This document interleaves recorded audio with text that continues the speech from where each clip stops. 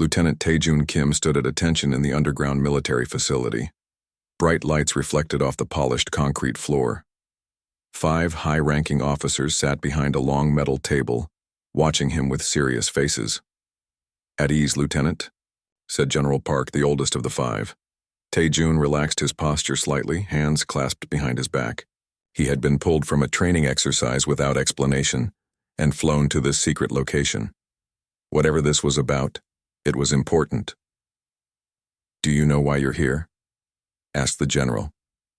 "No, sir," Tae-Jun replied. The general nodded to a woman in a lab coat sitting at the end of the table. She pressed a button and the wall behind them transformed into a large screen. It showed what looked like a massive spacecraft. "3 months ago, we made contact with an advanced alien confederation," General Park said. "They call themselves the Galactic Confederation. They've been watching Earth for centuries." Tae-Jun's expression remained neutral, though his mind raced. Aliens were real, and they had been watching humanity. "They don't think much of us," continued the general.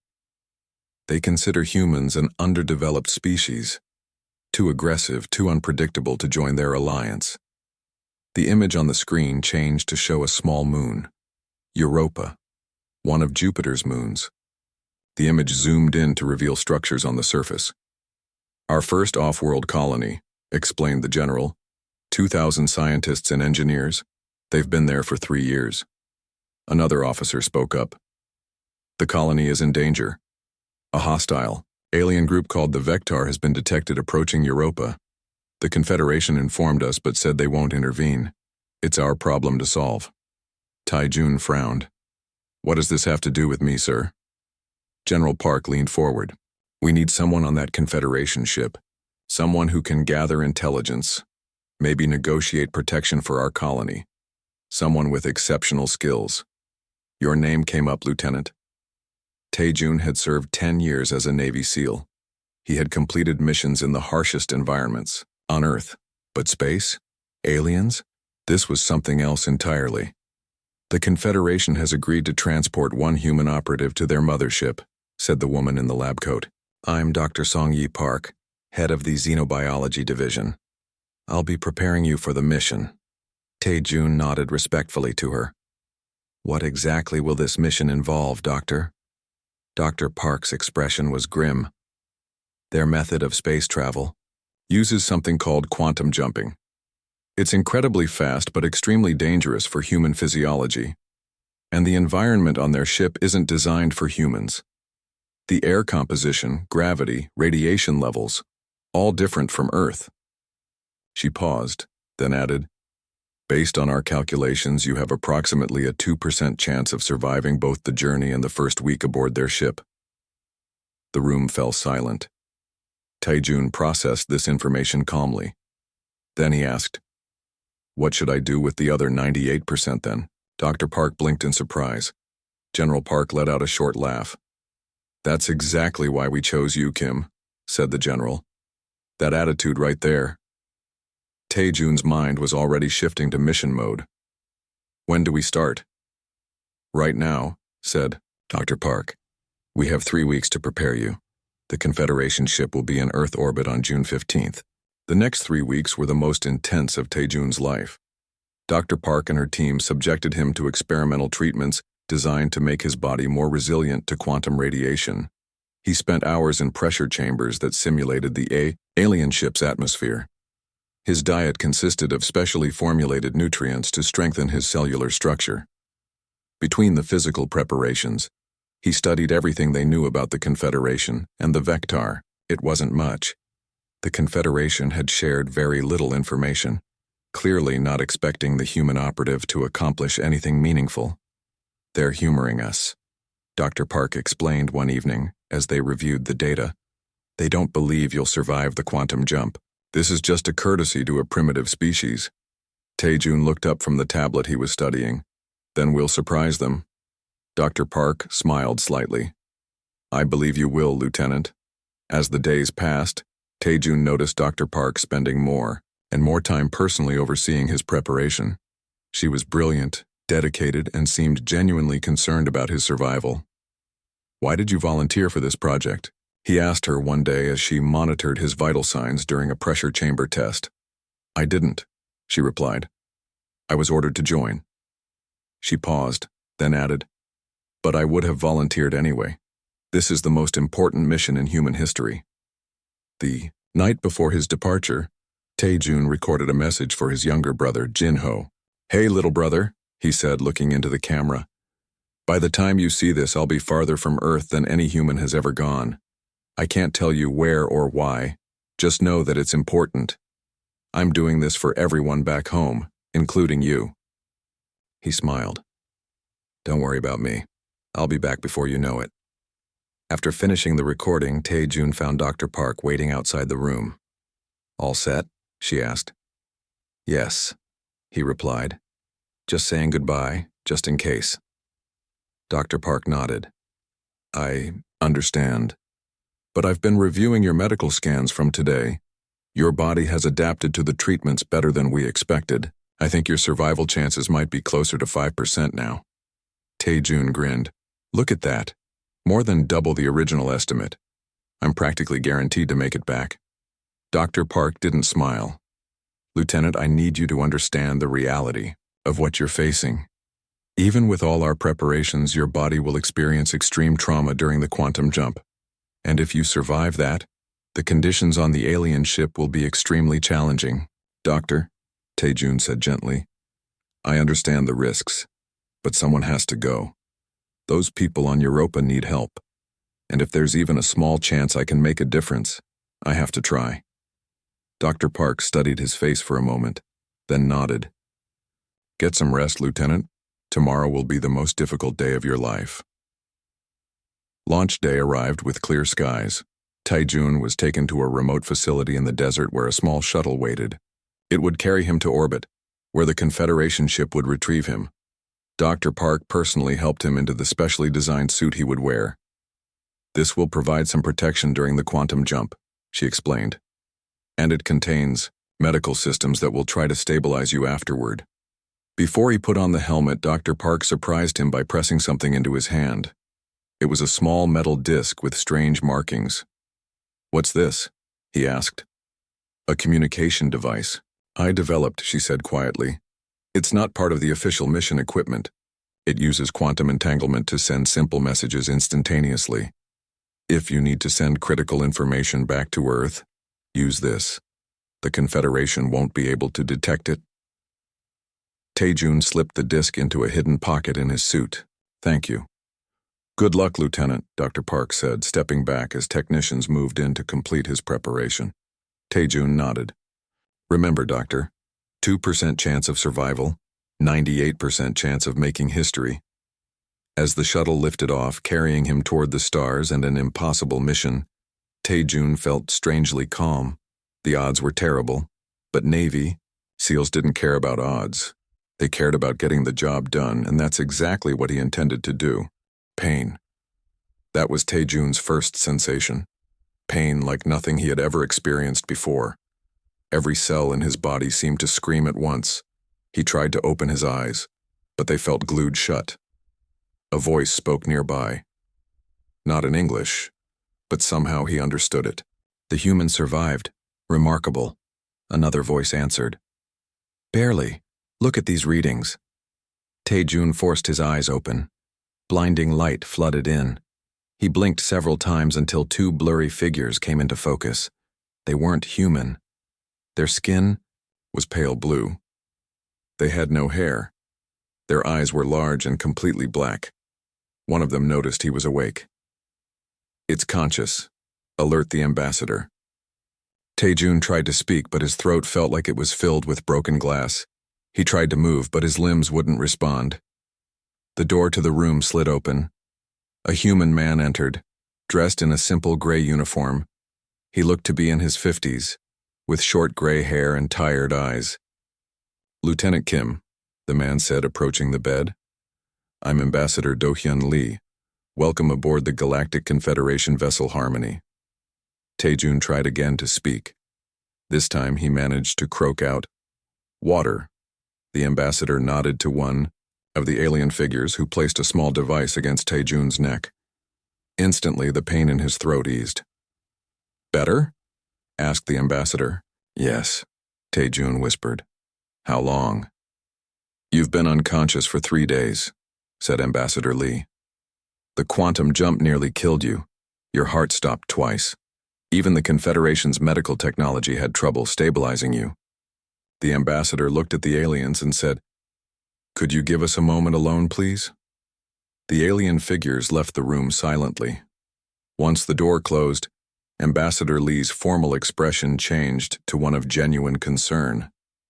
"I didn't think you'd make it," he said quietly. "No one did. I've been stationed here for 2 years as Earth's only representative. They told me they were sending someone else, but they also told me the survival odds were only 2%. Tae-Jun managed a weak smile. "I had a good team preparing me." "Well, you've already impressed them just by surviving," said the ambassador. "Though I should warn you, they don't expect much from you beyond that. The Confederation Council sees humans as primitive, aggressive, unpredictable.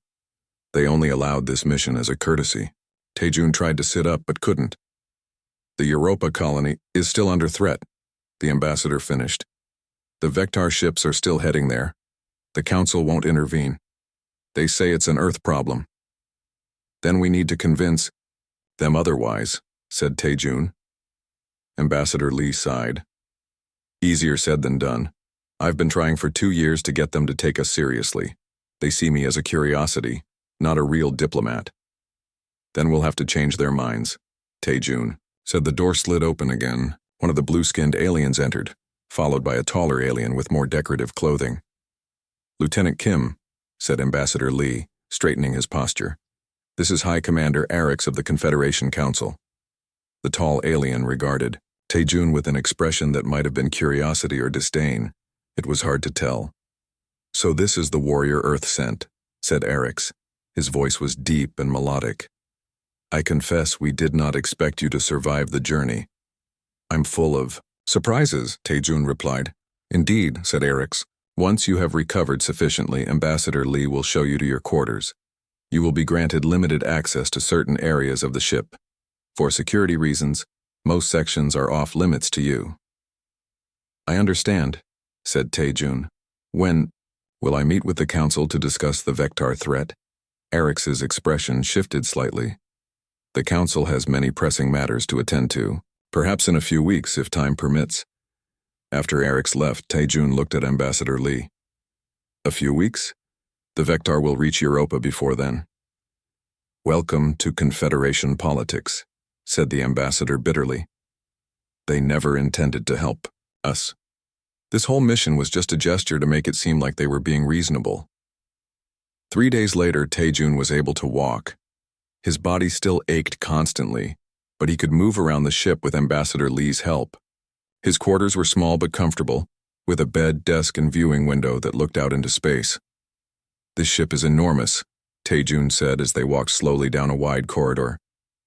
Aliens of various species moved past them, some glancing at Tae-Jun with obvious curiosity. "It's one of their smaller vessels," said Ambassador Lee. "More of a diplomatic ship than a military one.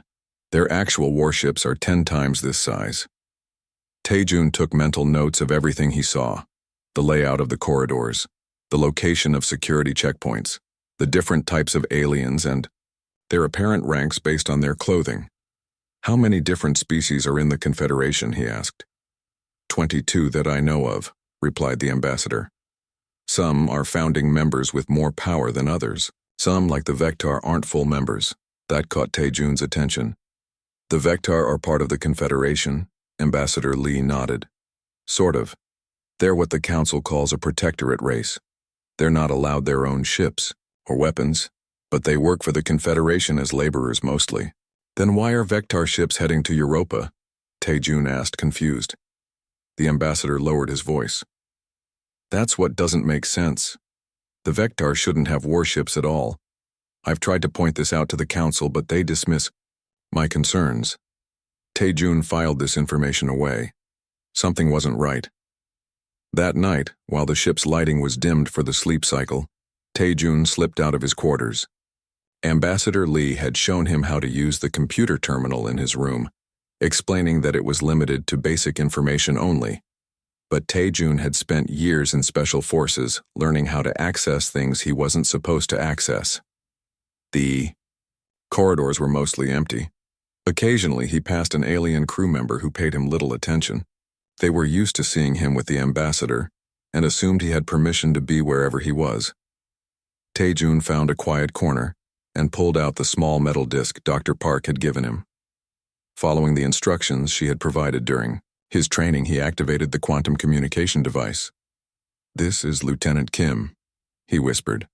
"I'm aboard the Confederation vessel. The situation is more complicated than we thought. The Vectar are actually part of the Confederation, but they shouldn't have warships. Someone in the Confederation must be supplying them. I'll investigate further." He put the disc away and continued exploring the ship. Eventually, he found what he was looking for: a data terminal in an unoccupied room. Using techniques Dr. Park had taught him based on what they knew of alien technology, he managed to access files that should have been restricted. What he found confirmed his suspicions. The Vectar ships heading toward Europa weren't actually controlled by the Vectar themselves.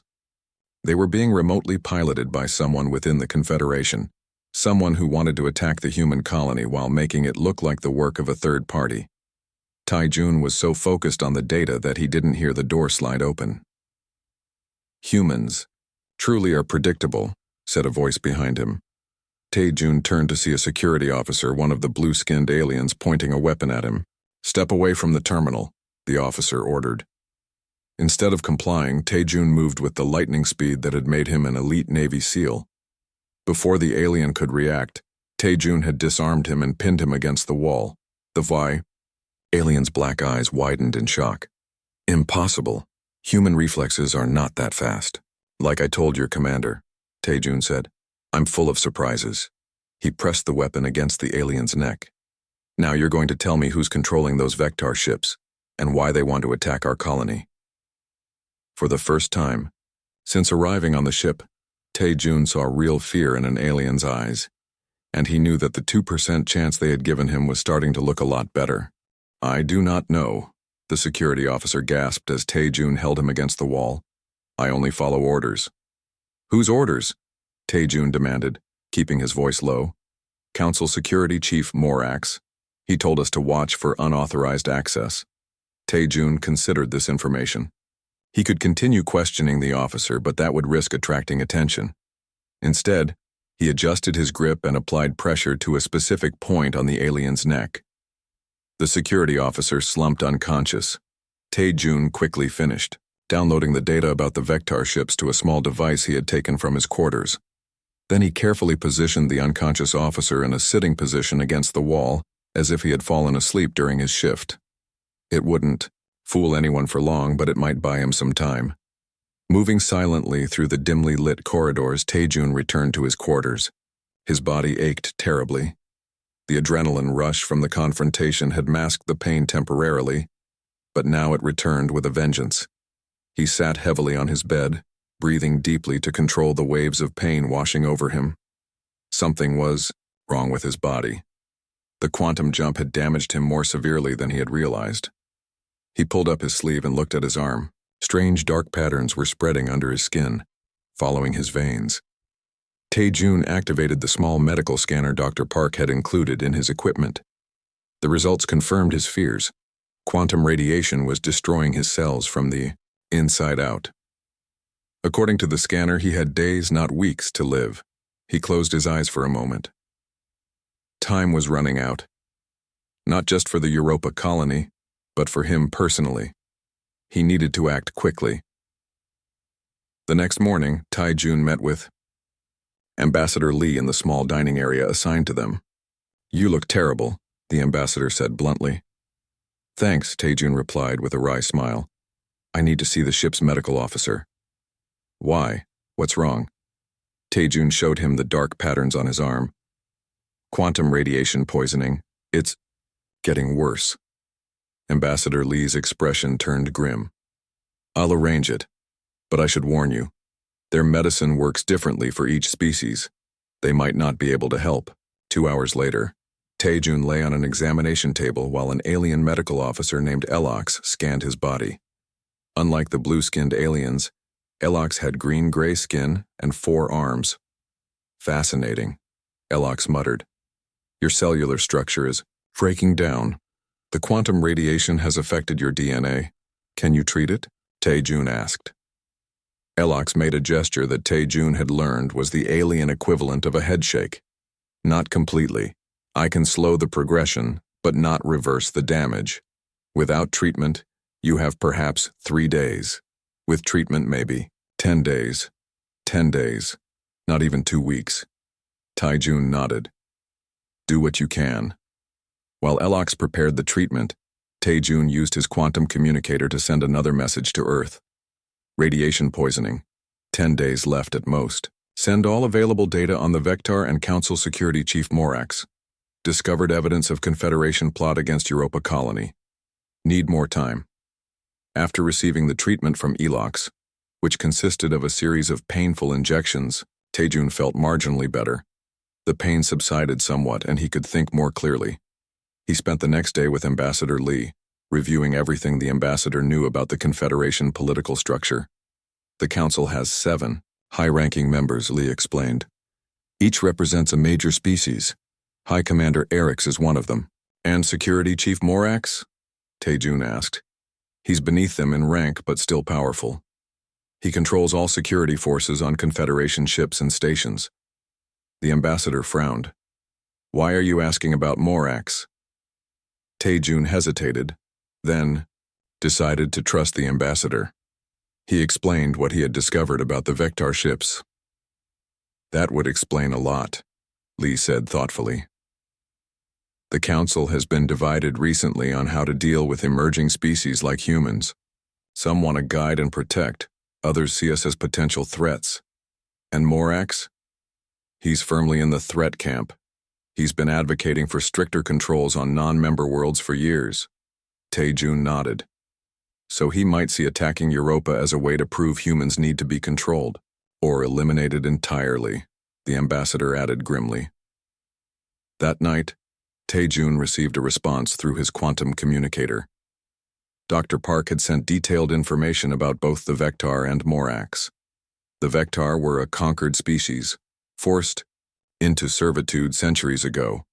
Morax belonged to a faction that had grown wealthy exploiting protectorate races. Most importantly, Dr. Park had included a way to access the Confederation's central communication network. With it, Tae-Jun could potentially expose Morax's plan to the entire council. For the next 2 days, Tae-Jun worked tirelessly. His condition worsened despite Elox's treatments. The dark patterns now covered most of his body. He experienced periods of intense pain followed by numbness, but he pushed through it using every moment of clarity to gather evidence and plan his next move. On the 7th day aboard the ship, alarms blared throughout the corridors. Tae-Jun had been discovered. Security officers surrounded his quarters. Lieutenant Kim, came Morax's voice through the communication system. You are under arrest for espionage against the Confederation. Tae-Jun had expected this. In fact, he had planned for it. I'll come peacefully, he replied. 4 armed officers escorted him to a large chamber where the entire council was assembled. 7 imposing aliens sat on elevated seats with Morax standing before them. Ambassador Lee was already there, looking worried. This human has access to restricted information, Morax announced.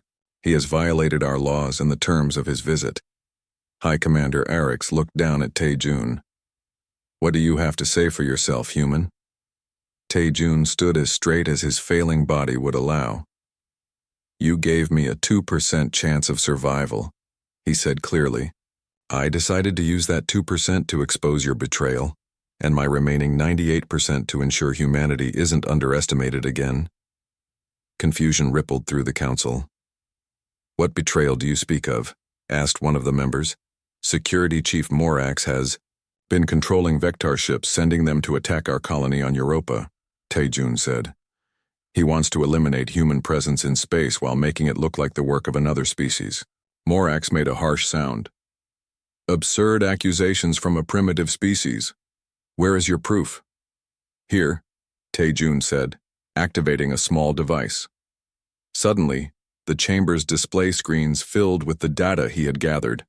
Communication logs, command codes, transfer orders. This proves nothing, Morax snarled. These could be fabrications. They're not, Taejun replied calmly. And I've already distributed this evidence throughout your network. It's been transmitted to every Confederation world, every ship, and every station. If I die, if Ambassador Lee dies, if our colony on Europa is harmed in any way, everyone will know what you've done. The council chambers erupted in chaos. Council members argued loudly among themselves. Morax shouted denials. Through it all, Taejun remained standing, though it took all his remaining strength. Ambassador Lee moved to his side. "What have you done?" he whispered. "What I came here to do," Taejun replied quietly. "Protect our people." One of the council members, a female alien with silvery skin, raised her hand for silence. When the chamber quieted, she spoke. "I move that we investigate these allegations immediately. If they are true, Morax has violated our most sacred principles." "I second this motion," said another council member. High Commander Eric's looked uncomfortable but nodded. "Morax will be confined while we verify this information. The Vector ships will be recalled pending our investigation." Taejun felt a wave of dizziness wash over him. He swayed on his feet. Ambassador Lee caught him before he could fall. "He needs medical attention," the ambassador said urgently. "The quantum radiation is killing him." Elox stepped forward from where he had been watching. "I have done what I can, but his condition continues to deteriorate. His cellular structure cannot withstand the damage much longer." The silver-skinned council member studied Taejun with an expression he couldn't read. "This human has shown remarkable courage, and perhaps we have underestimated his species." She turned to Elox. "Take him to the advanced medical bay. Use whatever resources necessary." As Taejun was helped from the chamber, he heard Arik say, "Contact Earth. Tell them we will protect their colony on Europa." Despite his pain, Taejun smiled. He had accomplished his mission. With just a 2% chance of survival, he had changed the Confederation's view of humanity. But as darkness crept at the edges of his vision, he wondered if he would live long enough to see the results of his actions. The quantum radiation was spreading, faster now. Without a miracle, his time was running out. Taejun floated in a tank of clear blue liquid in the advanced medical bay. Tubes and sensors were attached to his body, monitoring his condition. The dark patterns of quantum radiation had spread to 90% of his skin. Through the liquid, he could see Elox and 2 other medical officers studying displays of his vital signs. Their expressions told him everything he needed to know. They were losing the battle to save his life.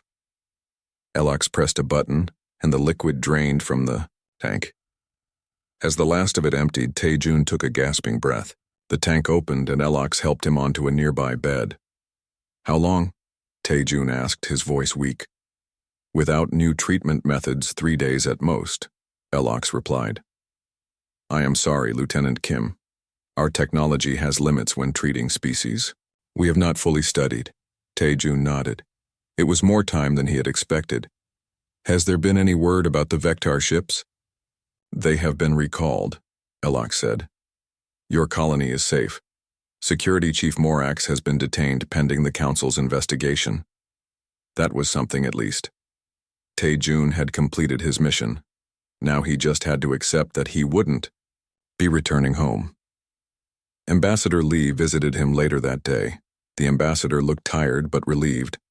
"You've caused quite a stir," Lee said, sitting beside Taejun's bed. "The Council is divided. Some are angry that you exposed Morax. Others are impressed by your actions." "And the Europa colony?" Taejun asked. "Safe. The Confederation has even sent ships to protect it as a gesture of goodwill." Lee leaned closer. "More importantly, several council members are now pushing for a formal alliance with Earth. They say you've proven humans are more resourceful than they thought." Taejun managed a smile. "Not bad for someone with a 2% chance." "Speaking of that," the ambassador said, his expression turning serious, "I've requested permission to contact Earth about your condition. The Council has agreed. We're sending all of Alox's medical data to your Dr. Park. If anyone can figure out a treatment, it's her. Taejun felt a flicker of hope, but he quickly suppressed it. He didn't want to spend his final days clinging to false hope. Better to accept reality and focus on what he could still accomplish. Tell me about the political situation, he said. What happens next with the Confederation? For the next hour, Ambassador Lee explained the shifting alliances within the Council. The silver-skinned counselor, named Sevena, had emerged as humanity's strongest advocate. High Commander Orcs was now on the defensive, trying to distance himself from Morax's actions. The next day, Taejun was strong enough to sit up in bed. The pain came in waves now. Sometimes he felt almost normal. Other times, the agony was so intense he could barely remain conscious. During one of the better periods, he received a visitor. Counselor Sevena herself. Lieutenant Kim, she said, her voice melodic and calm. I wish to meet the human who has changed the Confederation's perspective. Taejun tried to sit up straighter. Thank you for your support in the council chambers. Sevena made a graceful gesture with her long fingers. Your actions required a response. We have been too dismissive of younger species. This has led to corruption like Morax's. What will happen to the Vector? Taejun asked. We are reconsidering their status, Sevena replied. Perhaps they deserve more autonomy than we have allowed. Your exposure of Morax's plot has opened many eyes. After Sevena left, Taejun used his quantum communicator again. His message was brief. Condition critical. 3 days left. Some council members now support alliance with Earth. Continue diplomatic efforts through Ambassador Lee. The response came within minutes. Treatment protocol developed. Dr. Park coming personally. Hold on. Taejun stared at the message in disbelief. Dr. Park was coming here? That was impossible. The quantum jump would likely kill her too. He tried to send another message, telling her not to risk her life, but the quantum communicator had stopped working. The radiation in his body had finally damaged it beyond repair. On the third day, Taejun could no longer get out of bed. The dark patterns had reached his face now. His vision blurred frequently. Elox stayed with him constantly, administering drugs to manage the pain. Your species has remarkable resilience, Elox said as he checked Taejun's vital signs. Most beings would have succumbed days ago. Navy SEALs are trained to endure, Taejun replied weakly. Ambassador Lee burst into the medical bay, his usually composed face excited. They're here.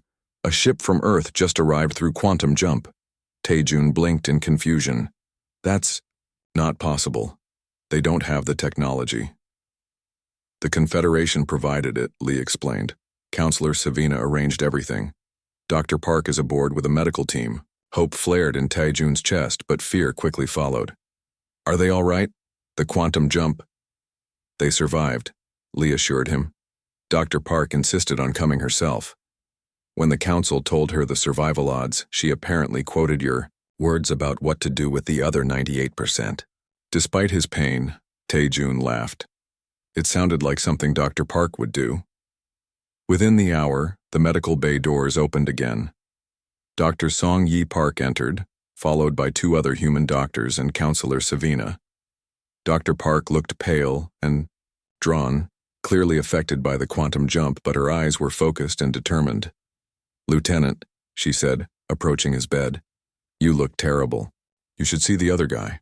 Taejun joked weakly. Dr. Park immediately began unpacking equipment she had brought. We've been studying the data Elox sent. The quantum radiation is damaging your cellular DNA in a specific pattern. We've developed a treatment that might counteract it. Might? Taejun asked. It's experimental, she admitted. We've never had a case of quantum radiation poisoning before. But the theory is sound. Elox studied the human medical equipment with obvious interest. Your approach is different from ours. You are targeting the radiation itself rather than trying to repair the damage. Exactly, Dr. Park said. We need to stop the progression first, then worry about healing the existing damage. The treatment process was long and painful. For hours, Dr. Park and her team worked alongside Elox, injecting Taejun with a series of compounds designed to neutralize the quantum radiation. Several times his vital signs dropped dangerously low and they had to pause the treatment. Through it all, Taejun drifted in and out of consciousness. Sometimes he thought he was back on Earth, training with his SEAL team. Other times, he saw his brother Jinho. Occasionally, he heard Dr. Park's voice urging him to hold on, to keep fighting. "The radiation levels are decreasing," he heard Alox say at one point. "The treatment is working, but the damage to his organs is severe," Dr. Park replied, her voice tight with worry. "We need to stabilize him before we can address the long-term effects." Taejun wanted to tell them not to worry, that he had already achieved more than anyone expected. He had saved the Europa colony. He had changed the Confederation's view of humanity. He had turned a 2% chance into a significant victory, but darkness pulled at him, dragging him deeper into unconsciousness. The voices around him grew fainter. The last thing he heard was Dr. Park saying, "Don't you dare give up now, Lieutenant. You still have work to do." Then there was only silence and darkness. Taejun didn't know how much time had passed when he opened his eyes again. The pain was gone. The medical bay was dimly lit, suggesting it was during the ship's night cycle. He turned his head slightly and saw Dr. Park asleep in a chair beside his bed. He looked at his arm. The dark patterns were still visible but faded, more like old scars than active wounds. "You're awake," came Elox's quiet voice from the other side of the bed. "Good. We were concerned." "How long?" Taejun asked. 4 days since the treatment began," Elox replied. "Your Dr. Park is quite remarkable. Her treatment stopped the radiation's progression. Your body is now slowly healing." "Will I recover completely?" Elox made his species equivalent of a headshake. "No. The damage to some of your organs is permanent. You will need regular treatments for the rest of your life. But you will live, Lieutenant Kim. Against all odds, you will live." Taejun looked at Dr. Park's sleeping form. She had risked her life to save his, just as he had risked his to save the colony. It seemed humans were making a habit of beating the odds. 3 months had passed since Taejun nearly died from quantum radiation poisoning. He stood by the large viewing window in the diplomatic section of the Confederation ship Harmony, watching as a shuttle approached from Earth. His body had healed, as much as it ever would. The dark patterns on his skin had faded to silvery scars that traced his veins like a map. He still experienced periods of weakness and pain, but they were manageable with the treatments Dr. Park had developed. The shuttle docked with the Harmony, and Taejun made his way to the arrival area. As Earth's first official representative to the Confederation, it was his duty to welcome the incoming delegation. Ambassador Lee had returned to Earth 2 months ago to help prepare for this historic moment. The airlock doors opened, and a group of humans entered the ship. Ambassador Lee led the way, followed by 10 others, scientists, diplomats, and military officers. Dr. Park was among them, looking much healthier than when she had first arrived on the emergency medical mission. But it was the last person in the group that made Taejun's breath catch. A young man in a military uniform who looked remarkably like himself. "Jinho," Taejun said, stepping forward to greet his younger brother. "Jinho." Kim broke into a wide smile. "Surprised to see me, big brother?" "Very," Taejun admitted as they embraced. "How did you get on this mission?" "I volunteered," Jinho replied. "After they told me what you did up here, I joined the new space adaptation program. They're training soldiers who can handle space travel and alien environments." Ambassador Lee approached them. "Lieutenant Kim, the delegation is ready to proceed to the council chambers whenever you are." Taejun nodded and led the group through the ship. As they walked, Dr. Park fell into step beside him. "How are you feeling?" she asked quietly. "Better than expected," he replied. "The latest treatment modifications are working well." She studied his face. "The scars have faded more. That's good." "They don't bother me," Taejun said. "They're a reminder." Of what you almost lost, Dr. Park asked. Of what we all gained, he corrected. The council chambers were filled to capacity. Representatives from all 22 Confederation species were present to witness the signing of the treaty between Earth and the Galactic Confederation. The 7 High Counselors sat in their elevated seats, with Counselor Sevena at the center. High Commander Orcs was notably absent, having been removed from his position after the investigation into Morax's actions revealed his indirect involvement. Tae-Jun stood to the side as Ambassador Lee and the human delegation took their places. This moment would never have happened without his mission, yet he felt strangely detached from the formal proceedings. He had never been comfortable with politics or ceremonies. Today marks a historic occasion, Sevena began, her melodic voice carrying throughout the chamber. For the first time in 500 years, the Confederation welcomes a new associate member.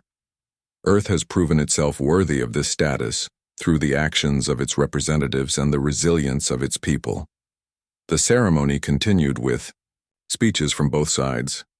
The treaty was digital, displayed on large screens throughout the chamber. Its terms were fair.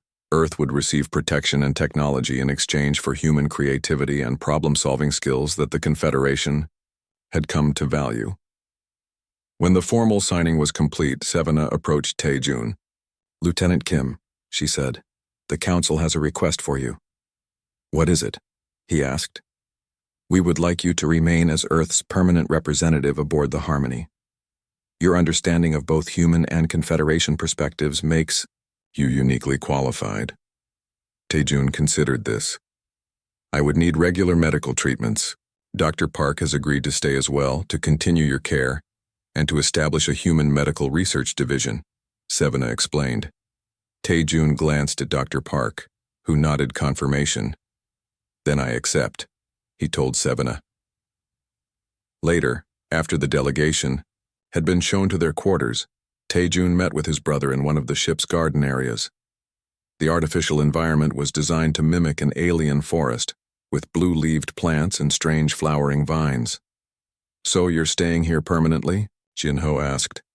"It seems that way," Tae-Jun replied. "Someone needs to represent Earth's interests, and my condition makes it difficult to return home for long periods." Jin-Ho studied the silvery scars visible on his brother's hands. Was it worth it? The pain? The permanent damage? Tae-Jun thought about this. 3 months ago, the Confederation saw humans as primitive and unpredictable. They gave me a 2% chance of survival just to reach this ship. Now Earth is an associate member with access to technology that would have taken us centuries to develop on our own. Our colonies are protected. So yes, it was worth it. "And what about you personally?" Jin-Ho pressed. "You almost died. You'll never be completely healthy again." Tae-Jun smiled slightly. "I'm still alive. That's a lot better than the odds suggested." Later that evening, Tae-Jun met Dr. Park on the observation deck. The vast expanse of space stretched before them, stars shining against the blackness. "I received the medical reports from Europa," Dr. Park said. "The colony is thriving. The Confederation's technology has improved their life support systems beyond our original projections." "And the Vector?" Tae-Jun asked.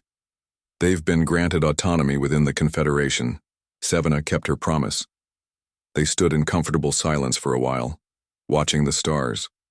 Finally, Dr. Park spoke again. "Does it bother you that most people on Earth will never know what you did? The mission details are still classified." "No," Tae-Jun said honestly. "The results are what matter. Earth is safer now." "You changed everything," she said. "With just a 2% chance of survival, you changed the relationship between Earth and the Confederation completely." "I had help," he reminded her. "You took the same risk coming here to save me." Dr. Park smiled. "I learned from your example. When they told me the odds, I knew exactly what to do with the other 98%. The next day, Tae-Jun watched as most of the delegation prepared to return to Earth. His brother Jin-Ho would be going with them, but he promised to visit whenever possible. The space adaptation program would be sending new recruits regularly, now that the quantum jump process had been modified to be safer for humans. Ambassador Lee approached Tae-jun before boarding the shuttle. "You've done something remarkable, Lieutenant," he said. "When they sent you here, no one expected you to succeed. They just wanted to be able to say they tried everything before the Europa colony was lost." "And now?" Tae-jun asked. "Now they're planning 5 more colonies with Confederation support. Diplomatic relations are expanding. Scientific cooperation is underway." Lee smiled. All because one Navy SEAL refused to accept the odds. After the shuttle departed, Tae-jun made his way to the council chambers for his first official meeting as Earth's permanent representative. Dr. Park accompanied him. His body ached slightly from the exertion of the past few days, but he ignored it. As they walked, they passed the medical bay where he had nearly died. Elox was inside, working with a human doctor from the delegation who had decided to stay and learn Confederation medical techniques. "Lieutenant Kim," Elox called, noticing him. "Your next treatment is scheduled for tomorrow."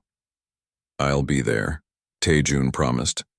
As they continued on, Dr. Park said, "You know, the Confederation has updated their assessment of human survival odds for quantum jumps. With our new protocols, it's now 30% instead of 2%. "Progress," Tae-jun commented. "The Confederation scientists are still trying to understand how you survived when the odds were so low." She continued, "They've been studying your medical data for months." Tae-jun smiled. "Maybe someday they'll understand that humans don't always follow the odds." They reached the council chambers where Sevena and the other counselors waited. Before entering, Tae-jun paused and looked at Dr. Park. "Thank you," he said simply. "For what?" she asked. "For believing the 2% was enough." As they entered the chamber to begin shaping the future relationship between Earth and the Confederation, Tae-jun thought about how far they had come.